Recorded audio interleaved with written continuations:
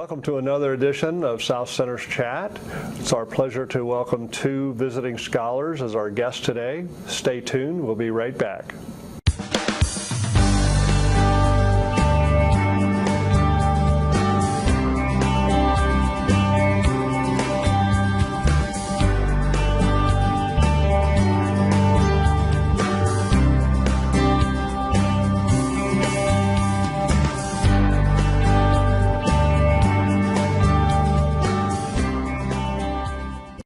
Welcome to this edition of South Center's Chat. It's a great pleasure to be with you once again. My name is Tom Worley. I'm the director here at Ohio State University South Centers, located in Piketon, Ohio. We are a unit of the College of Food, Agriculture, and Environmental Science at Ohio State. And it's my great pleasure today to welcome Jacky as my guest on the chat. Jacky is a visiting scholar from China, and he will share with us just in a minute whereabouts in China and a little bit more about his work and his background over there. But Jacky has spent nearly 2 months. His time with us here at Ohio State is nearing the end, and it's a pleasure to welcome him and learn a little bit more about kind of a special relationship that's developed over the last few years between his research center and our center here at OSU in Piketon. So welcome again, Jacky. Thank you. Tell us, if you would, a little bit about your academic training and growing up in China, and how you came to be involved in research at the center where you're located. Okay. Hi, I'm Jacky. I come from Heilongjiang Province, Academy of Agricultural Science, Jiangsu branch. My main job in our academy is doing crop research. And what crops would you be involved with working on research in? The main crops are corn, soybean. Yeah, and that sets up this special relationship because our soil scientist, Dr. Islam, is a specialist in soils related to growing corn and soybeans, especially here in the Corn Belt of Ohio, as well as beyond. And I think that's the basis upon which we have been working and collaborating over the past few years. So maybe before we get a little further into the research and the collaboration, many of our viewers might be unfamiliar with Heilongjiang province. Can you help kind of locate that in a kind of picture it in our mind? What part of China is that? Oh, Heilongjiang province located in northeast in China. Okay, it's the very far northeastern province of China, isn't it? Yeah, it's almost very close to Russia. It borders Russia. Yeah. Just a river is the boundary between that part of Siberia, if I'm saying the right thing, in Russia, and your province in China. Yeah. The other unique thing about it is that it's on roughly the same latitude as our state here in Ohio. Yeah. And hence this relationship between being involved in growing the same crops. Just a little bit about the agriculture there. Are there lots of livestock grown in the province, or is it mainly crop production? Yeah, how a lot. A lot of livestock as well? Yeah.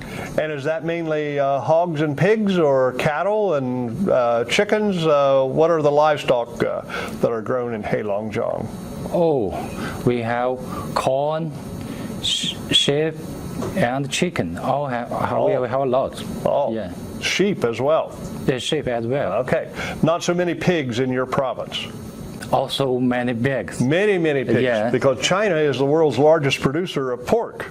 Yeah. I just recently read that, and I was quite surprised at the volume. I can't give the exact quote, but a very significant producer of pork in China, as well as that creates this demand, and our farmers are very acutely aware of the market for U.S. soybeans. In the past, we're kind of hitting a blip here under the current conditions with the trade tensions over soybeans and tariffs and all of that, and I think that's probably beyond the scope of where we can talk on a factual basis today, but certainly when you're raising many hogs, you need a source of protein, and soybeans is a great source, as we know here in America. Mm-hmm. And even though it's been grown for many, many years, it wasn't always grown on a large scale here in America. Just since the early 1950s have soybeans entered our crop rotation and then now grown across the Corn Belt to represent roughly half the acreage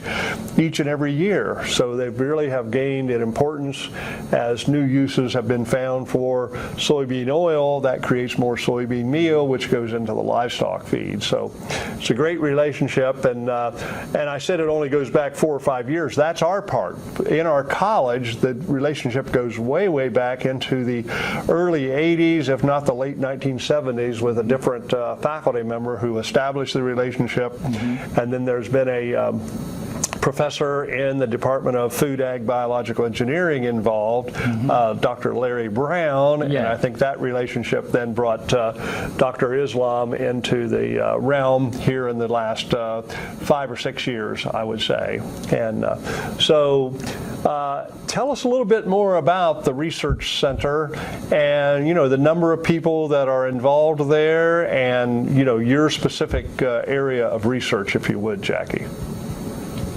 My specific research here? Mm-hmm. I come here to pursuing my professional development on sustainable crop mm-hmm. and soil research. Okay. And also I'm interested in research, enrich my practical experience mm-hmm. of the farm field. Mm-hmm. Yeah. Mm-hmm. Have you got to visit some farms here in Ohio while you've been with us?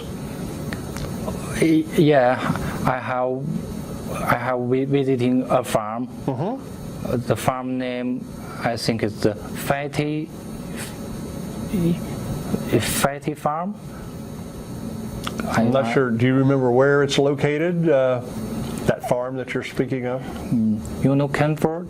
Yes. Oh, that Canford Farm. Oh, Fayette County, Fayette County Farm, yeah. Right, near Washington Courthouse. Yeah. Yes, I do. I'm very familiar with that farm, and it's part of a county property that Extension mm-hmm. in Fayette County of Ohio is able to use to do research trials and demonstration plots mm-hmm. for the county and then surrounding areas. They have a huge field day. I think you're going to be back to China before that happens. I think that comes up in August each year, but it draws hundreds of farmers each and every year to that field day. It's quite significant opportunity that the college is involved with, along with Ken Ford as the Ag Natural Resource Educator mm-hmm. in Fayette County. And you're well acquainted with Ken Ford. I think he visited Jamusi a year ago. Just 2018, last year. Last year he was there, right? Mm-hmm. And I think he came away with being duly impressed by the development of the land in Jamusi province and the size and scale of the equipment that is used over there. Yeah. This tends to be a relatively new area of extensive agricultural production, and so they are using very large equipment that would rival the size of equipment that we have. In 2016, I think, is the year that I got to be part of a team that went to China on this collaborative visit, and so I've actually been to Jamusi and the large Friendship Farm, I think, that we visited visited and saw huge machinery on display and in the areas where they were storing it in anticipation of the tillage work and all that goes on. So China has many small farms and small plots of land, but in Heilongjiang the farms tend to be much larger and interested in producing extensive acreages of soybeans and corn. Yeah. And so we have had other folks from our center here visit that were really practical farmers, helping to calibrate your drill for soybeans and try to make adjustments that the seed placement was improved and the coverage over the seed and just the fine tuning that any farmer is aware of that it takes as you move from field to field and conditions change. There are certain down pressures and seeding rates and that need to be taken into account to get the optimum stand established, and that's very important in any kind of crop production. Our farmers have become very adept at precise placement of the seed and very precision population counts when they plant both corn as well as soybeans, and has a big role to play in the ultimate yield that is achieved. So maybe being involved in soil science, could you share a little bit about the natural fertility, the characteristics of the soil in your province?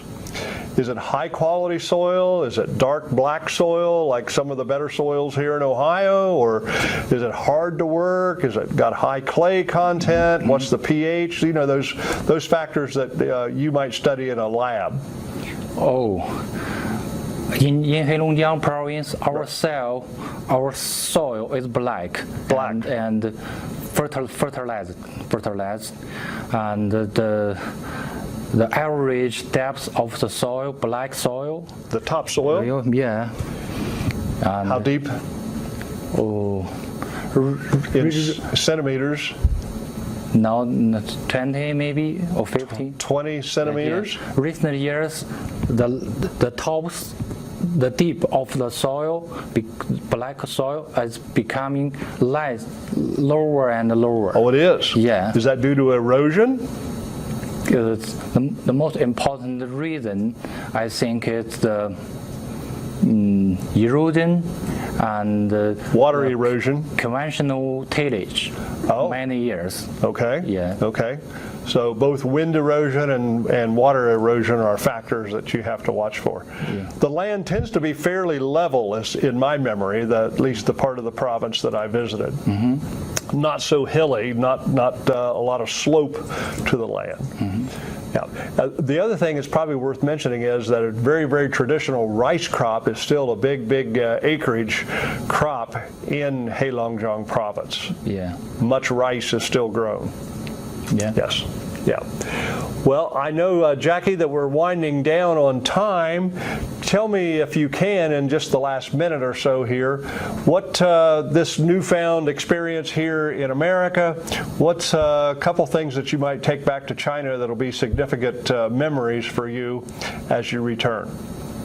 Oh, I lived here, gave a wonderful memory, and I learn a lot from the professor here. I also come here, opened my eyes. I'm so thank you for everyone. The people here are so nice. Okay. I really want to say thank you for everyone here. All right. Okay. All right. Well, we certainly enjoyed, and that learning from each other, that's always a two-way street, and it's been an opportunity for us to learn a little bit more about China, and especially to get to know you personally a bit as you have spent these last 2 months' time for us.